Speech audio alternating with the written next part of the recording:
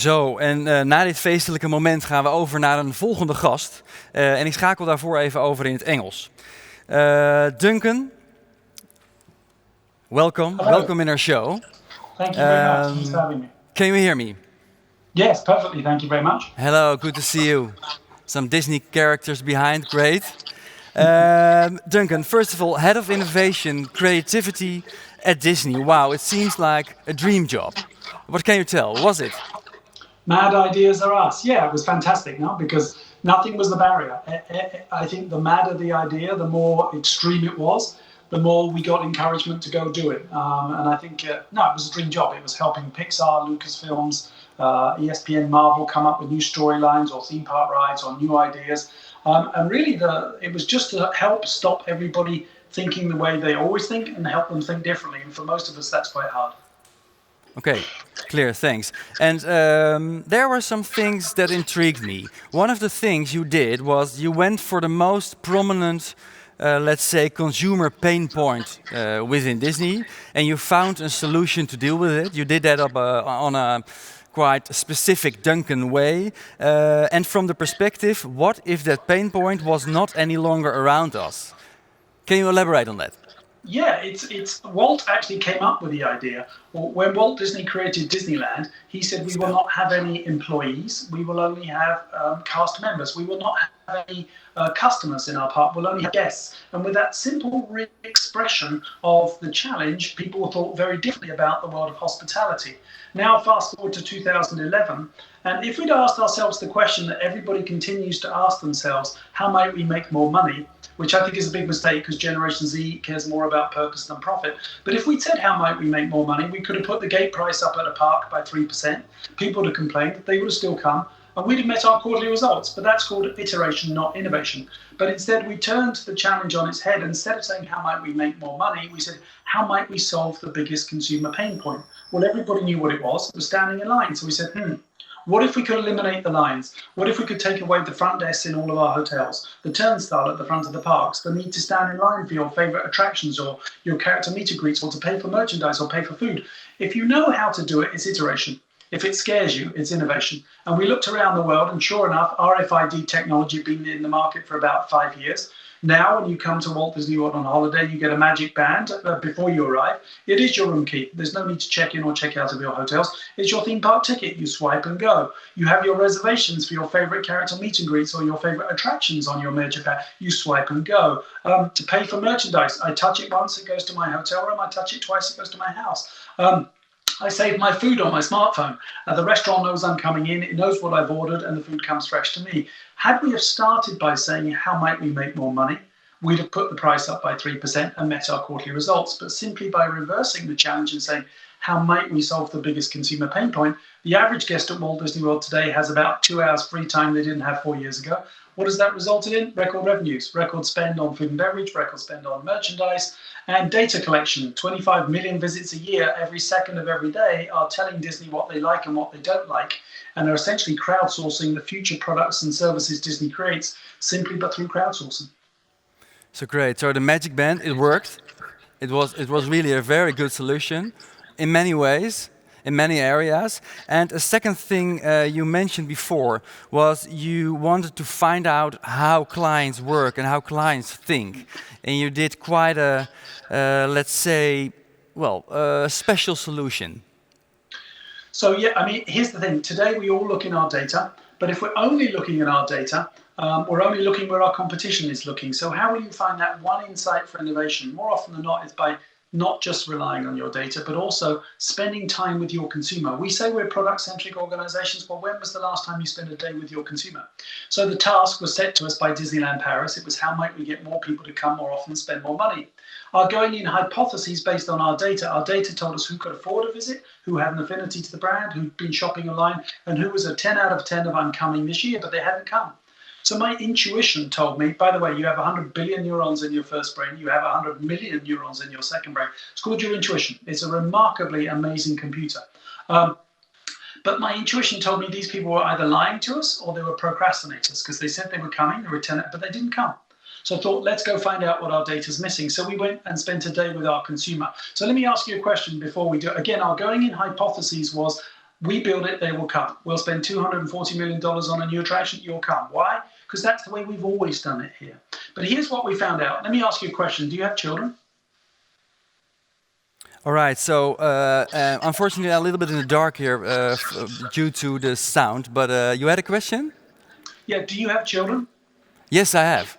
Okay, so close your eyes for me. Yeah. And I want you to picture a photograph of your children somewhere in your house, a particular room, and tell us which room. Keep your eyes closed. Tell us what photograph that room is in. I have to picture a photograph? Yeah, of your children. Yeah, I have. Okay, which room is the photograph in? In which room? Yeah. Yeah, it's a kind of in between room. Sorry, yeah, a hallway. Okay. So tell us who's in the photograph.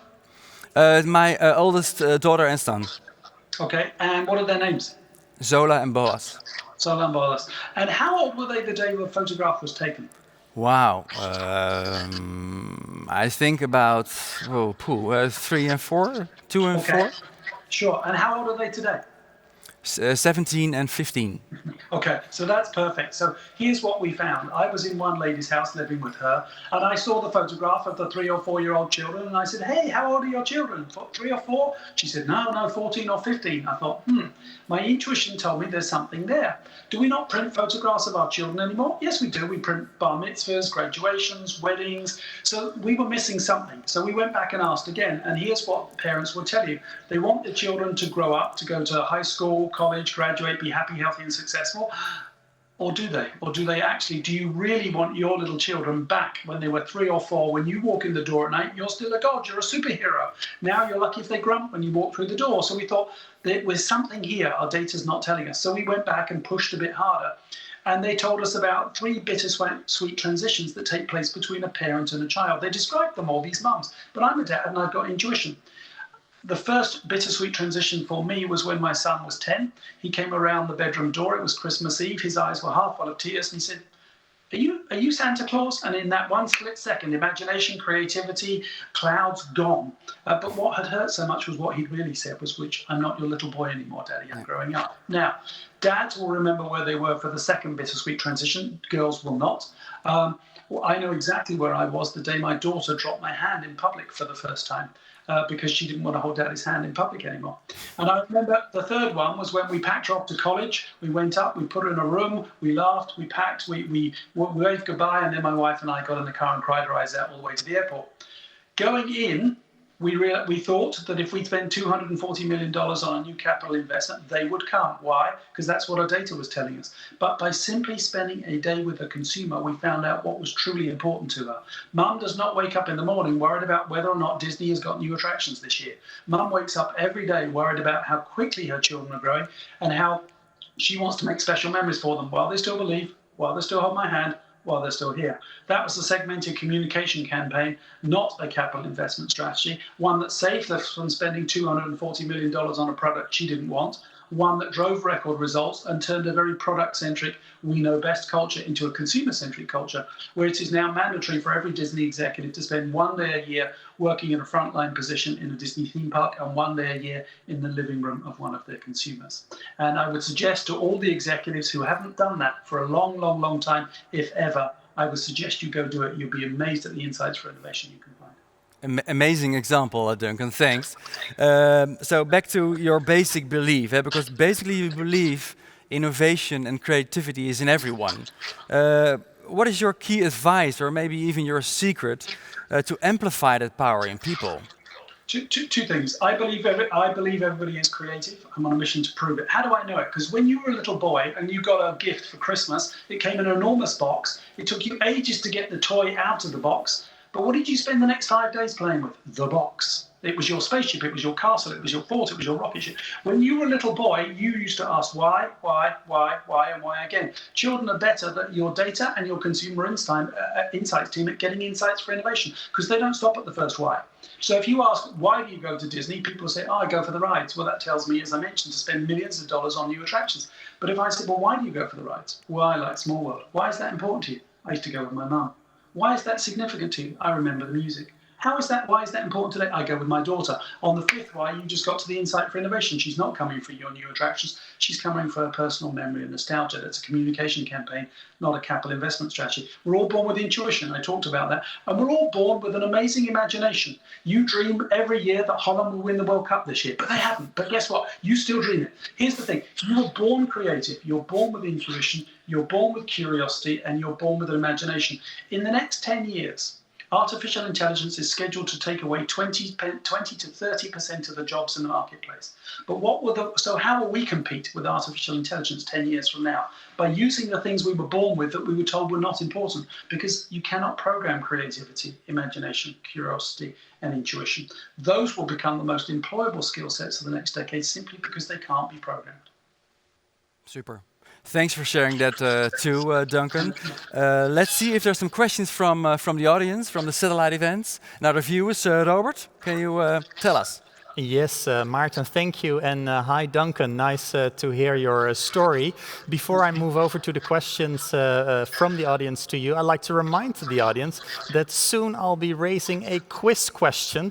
And with that, you can win a ticket for an extensive workshop from you set up by Denkproducties and hosted on November 5th. So please make sure that you keep your SendSteps website close to you. And then for now, I move indeed over to the questions. Duncan. So somebody, first of all, says, he or she says, like, I love the statement, if it frightens you, it's innovation. So thanks for that on behalf of that person. And then a more, different question. Somebody is writing, good ideas often don't come at work. Well, since we're all working remotely at our homes these days, do you expect a boost in creativity? Yeah, so if I were to ask you, actually I'll ask you, where are you and what are you doing when you get your best ideas? What would you tell me? Where I'm located physically, you mean? No, where are you normally when you get your best ideas? Where are you and what are you doing? Not behind my desk. I'm cycling, I'm in a cafe, something like that, yeah. So we hear, I've done a survey of 3,000 people. We hear cycling, walking, commuting, waking up, falling asleep, playing. You never hear the words at work. Well, why is that? Well, if you picture the last verbal argument you were in with somebody, you're very angry, you're screaming at, they're screaming at you, and you walk away from that argument, you get a coffee, it's 5 minutes after the argument's over, you're beginning to relax, and what just popped into your head? The killer one-liner, that one perfect line that you wish you'd used during the argument, but you didn't. Why? Because when your brain is in an argument, it's very busy defending itself the whole time. When you're in the office and at work, you're doing meetings, you're scheduling, you're doing outlooks, you're traveling, you're talking to me, and we hear ourselves say, I don't have time to think. But the moment you walked into the shower or you walked away from the argument, you came up with a big idea or the killer one-liner. Why is that? Why does it work that way? Because, believe it or not, there's a door between your conscious and subconscious brain. The scientific term is your reticular activating system. I call it a door because people can remember it. When you're stressed at work, that door is closed and you can't access your subconscious brain, which is 87% of the capacity of your brain. 87% of your brain is subconscious. You're only working with 13% for the majority of the day. But the moment you gave yourself time to think, boom, you open that door between your conscious and subconscious brain and you have access to the other 87%. Every innovation challenge you've ever worked on, everything that you saw was creative. And so I actually run exercises with people because we can't take showers to the office. That would be very politically correct. But I run an energizer. An energizer is an exercise that lasts usually 60 seconds. What am I doing? I'm listening for laughter. Why am I listening for laughter? Because the moment I hear laughter, I know I've opened the door between your conscious and subconscious brain, and you can have those big ideas on demand. Great. Well, thanks for that advice. And from here, we all have a good excuse to go cycling more or to go shower more. So that's good. Thank you so much. But please stay with us. As I told the audience, we're going to give away a prize, actually 5 tickets for a more extensive workshop. We only have limited time today, but you'll be back on November 5th. So how can you participate? Of course, until now, all the questions were raised anonymously. But please, for this question, fill out your name and your mobile number, so one of these days you'll be called back, because the people that will have the correct answer and also react the quickest will win one of the 5 tickets to get the workshop from Duncan Wardle. So once you've done so, filled out your information, then here comes the quiz question. And obviously, that's about Disney theme parks, because there's 12 around the world. But which of the following 6 cities there is no Disney park? So you see them listed: Hong Kong, Paris, Anaheim, Miami, Shanghai, and Tokyo. And one of these cities doesn't have a Disney park. Well, we see already 28 votes coming in.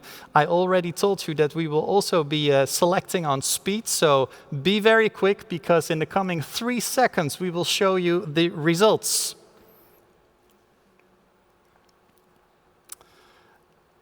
And let's have a look at the results.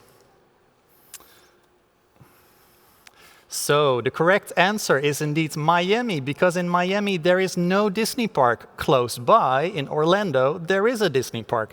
So let's have a look at the winners. Maika Kobussen, Ilse Muis, Camille Put, and Cleo Vissers. They all win. And Paul Schreuder, the teacher that we just spoke to a minute ago, he also wins a ticket for your workshop. Thank you so much for your contribution, Duncan Wardle.